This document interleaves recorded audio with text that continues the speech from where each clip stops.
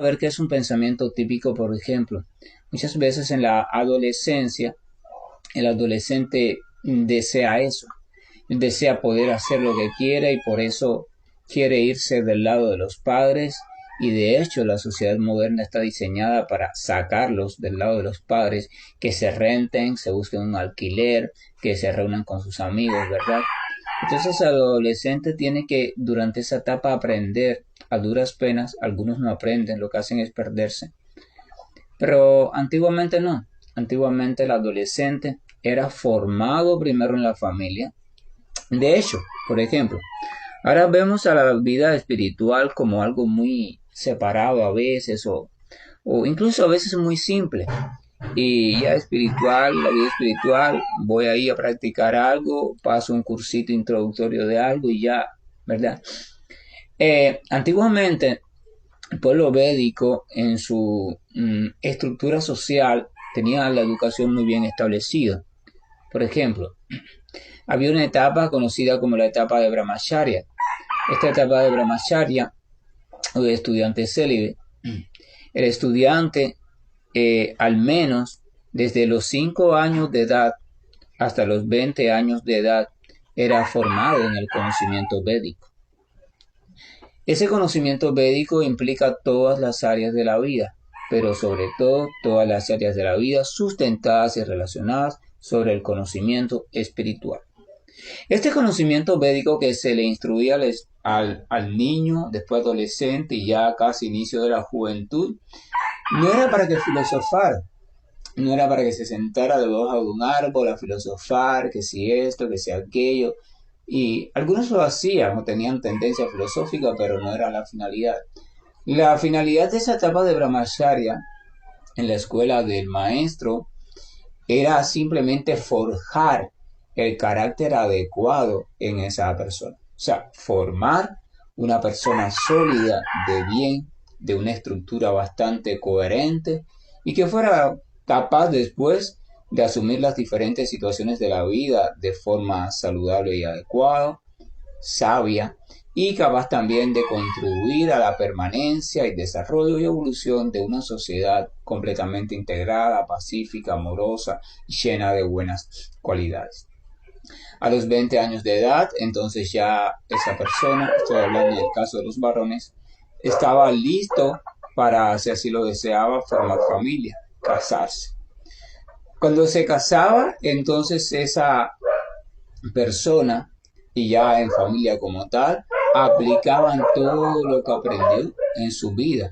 Entonces comenzaba la etapa de casado o la etapa de vida familiar, donde la vida se desarrollaba de acuerdo a ciertos patrones de orden de vida, ciertos patrones de rituales en algunas festividades, que el ritual del matrimonio, el ritual de después si la esposa está embarazada, después del nacimiento, ponerle el nombre al niño, cuando el niño da sus primeros pasos, todo cambio de etapa en esa cultura védica era algo muy significativo y se hacía un ritual, o sea, una festividad para celebrar eso y para invocar cosas auspiciosas para el inicio de esa nueva etapa. Después, a un determinado momento, casi siempre sobre los 50 años por ahí, donde ya los hijos eran jóvenes, ya estaban bien educados, entonces la persona entraba en la etapa de retirado, vanaprastha. Esa etapa de retirado era donde la persona empezaba a vivir de lo indispensable, se despojaba de todas las cosas y empezaba a vivir de lo indispensable, lo básico, lo más sencillo, ¿verdad? Que le permitiera continuar simplemente con vida. Y entonces los hijos ya jóvenes y responsables, bien instruidos, se ocupaban de ya los asuntos de la familia. En esa etapa de Vanaprastha, entonces la persona se dedicaba ya aún más, porque ya no trabajaba, tenía su tiempo para hundirse más en la reflexión sobre la sabiduría profunda espiritual. En la madurez de esa etapa de Vanaprastha o de retiro, entonces la persona cuando ya estaba completamente lista, asumía la etapa de sannyasa o la etapa de renunciación. En ese caso siempre entonces ya abandonaba su hogar, se iba a un templo a vivir, o se iba en muchos momentos antiguos a vagar por allí junto con otros amniasis, por el pueblo, por el bosque, y a vivir completamente de la misericordia del Señor. Pero eso no era a vivir como vago, sino porque estaba en un momento de abandono total al Señor. Claro que muchos amniasis asumían esta etapa de renunciación, se iban así a vivir así, sin estar todavía completamente entregados al Señor por dentro. Eso es un error, porque entonces eran samniasis solo de vestuario y de estar por ahí vagando y pidiendo limosna. Y por eso se convertían simplemente en simples mendigos. Pero se supone que un samniasi verdadero es alguien que ha comprendido completamente que el Señor es la fuente de todo, el amigo de todo, el controlador de todo, que Él proviene del Señor, que su misión es servir al Señor, que el Señor es el refugio supremo. Un samnyasi ha comprendido que todo el enredo del mundo material, cómo funciona, la trampa del disfrute de los sentidos. Entonces, por comprensión propia, evolución y purificación completa del corazón, en su vida ha llegado a la conclusión perfecta y bien sólida de que debe de entregarse por completo al Señor. Y así era como transcurría la, la vida védica o la vida del pueblo védico en su esplendor. Pero si vemos, el centro de todo eso era la educación, o sea, comenzaba, el cimiento era un cimiento de educación basada en el conocimiento. Ellos también daban gramática, lógica, sánscrito, cosas así, aritmética, astrología, pero todo eso sobre el sustento del conocimiento espiritual, tu conocimiento como alma espiritual. Entonces, por eso podían usar después la libertad a plenitud y utilizar esa libertad para emanciparse, para evolucionar y no para degradarse. Pero hoy en día tenemos a la libertad como el paradigma primero. Todos quieren ser libres, pero al final nadie es libre. Eso es una ilusión. Y cuando ese instinto de libertad se basa en la ignorancia, entonces es la base, sí, pero la base para toda la destrucción terrible, que de hecho parece que va a seguir aumentando. Entonces Prabhupada en otro párrafo dice, este conocimiento, no, ya ese párrafo fue el que leí. En otro párrafo dice, se dice que la ejecución del servicio devocional es tan perfecta que uno puede percibir sus resultados directamente. Ese resultado directo se percibe de hecho y tenemos experiencia práctica de que cualquier persona que canta los santos nombres de Krishna con el mantra Hare Krishna, Krishna, Krishna, Hare Hare, Hare Rama, Rama, Hare Hare. Cuando canta ese santo nombre sin ofensas, libre de toda contaminación, entonces siente un placer trascendental y muy rápidamente se purifica de toda la contaminación material. Esto se ve en la realidad. Además, si uno no solo se dedica a escuchar sobre Dios, sino que también se dedica a tratar de conversar o divulgar el mensaje de las actividades devocionales, o si se dedica a ayudar en las actividades misioneras de alguna forma del proceso de conciencia de Dios, gradualmente va sintiendo un progreso espiritual. Ese adelanto en la vida espiritual no depende de ninguna clase de educación o aptitud previa. No es necesario saber leer o escribir, o ser médico, ingeniero, o teólogo, o practicante de algo. El método en sí es tan puro que por el simple hecho de dedicarse a él, uno se vuelve puro. O sea, está explicando que el servicio devocional, dado que es trascendental, no depende de ninguna condición material para ser realizado de manera exitosa.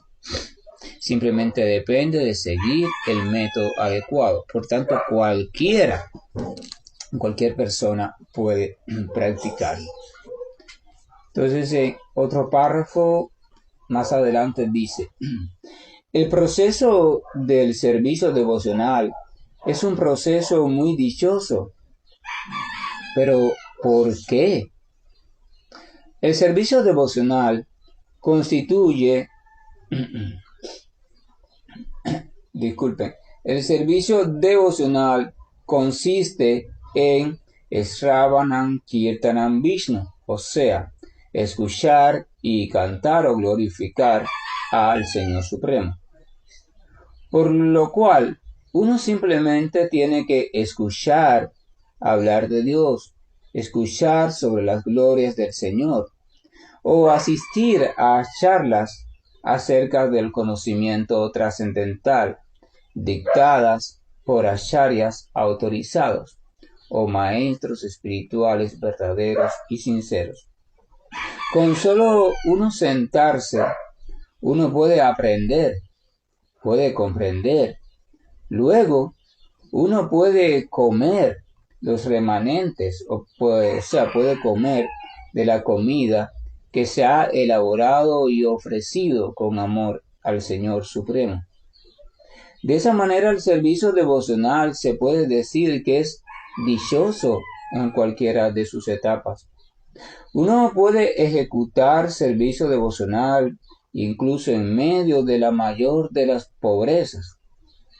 El Señor dice en el Bhagavad Gita, Patram Pushpam Pahamtayan, o sea, cualquiera que me ofrezca un poco de agua, una hoja, una flor con amor, yo la aceptaré.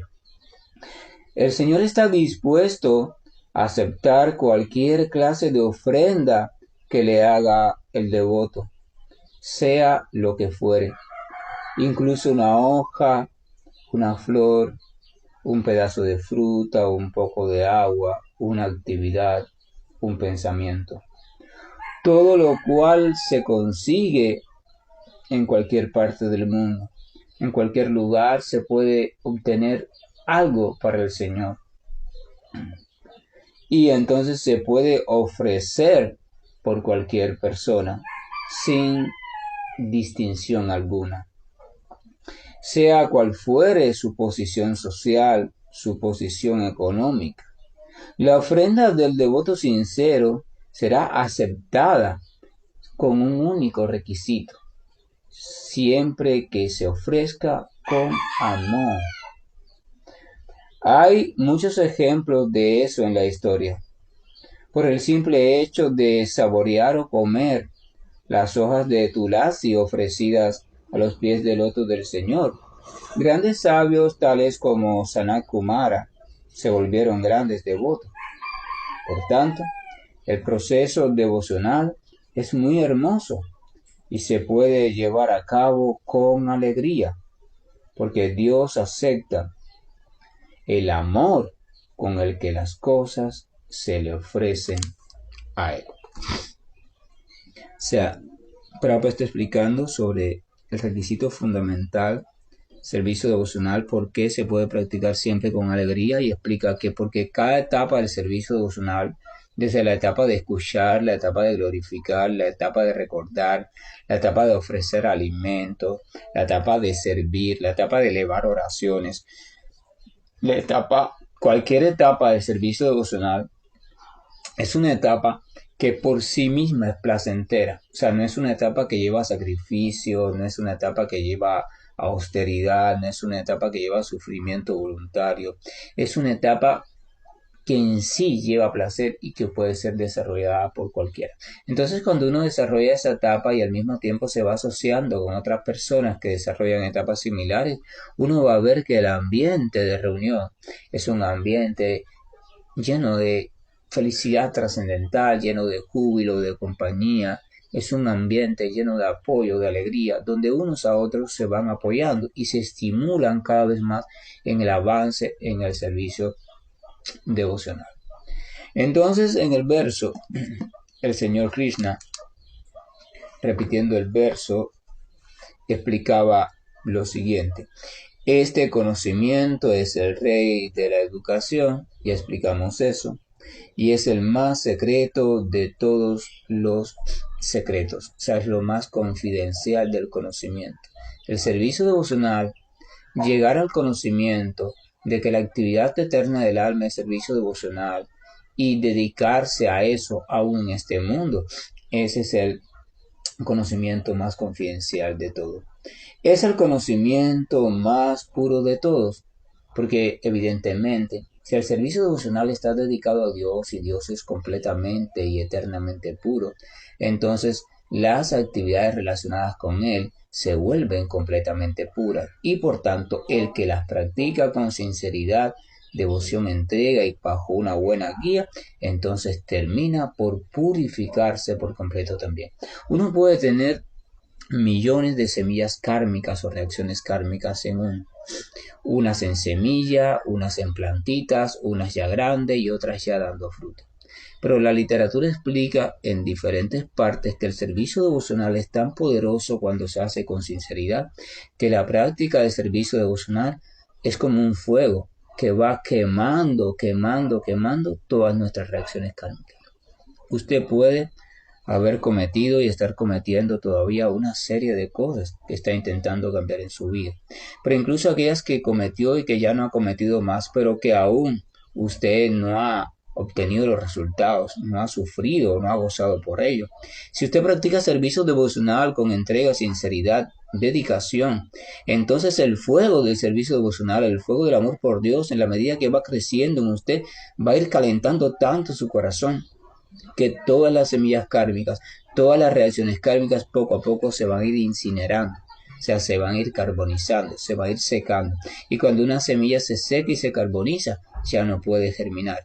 Y si acaso ya había germinado, cuando un fuego pasa por un bosque o por un jardín de plantas, las plantas quedan completamente muertas. Entonces el servicio devocional se dice que es el único medio perfecto para purificarnos por completo de cualquier tipo de reacción kármica en el estado en que ésta se encuentra. También se explica otra metáfora, por ejemplo, si hay una lluvia muy fuerte y se inunda todo de agua y se pasa varios meses inundado de agua, entonces cualquier planta o semilla que haya quedado debajo del agua se pudre, por tanto tampoco puede germinar ni seguir creciendo. Entonces cuando uno hace servicio devocional, cuando uno canta los santos nombres, cuando uno escucha hablar con Dios, disculpen sobre Dios con fe, con entrega, con amor y con sinceridad, entonces uno se va inundando de esa presencia de Dios. Y entonces cuando esa presencia de Dios permanece en tu vida por mucho tiempo, todas las semillas y plantas kármicas que hay en tu vida se van secando por tanta presencia de Dios. O sea, el agua de la presencia divina las va pudriendo. Entonces, por donde quiera que usted lo mire, el servicio devocional es fabuloso, genial, fantástico y deja siempre y únicamente un resultado bueno, aunque a veces tengas que pasar por dificultades que son propias de tus reacciones kármicas anteriores. Pero por demás de eso, el servicio devocional es la actividad eterna del alma. Así que mientras que la entidad viviente no se encamine en el servicio hacia el Señor Supremo, entonces se debe comprender que todavía está vagando perdida por el universo. Que la gracia y el amor de Dios nos acompañe, que nos acompañe su misericordia y su siempre presente conocimiento, porque necesitamos del conocimiento y del amor para poder usar propiamente, o sea, apropiadamente, la famosa libertad que también Dios en una proporción nos ha dado. Porque utilizar nuestra libertad sin conocimiento verdadero y sin amor es simplemente caminar directo hacia el precipicio. Hare Krishna, buen día, y estoy finalizando la llamada. Hare Krishna, Hare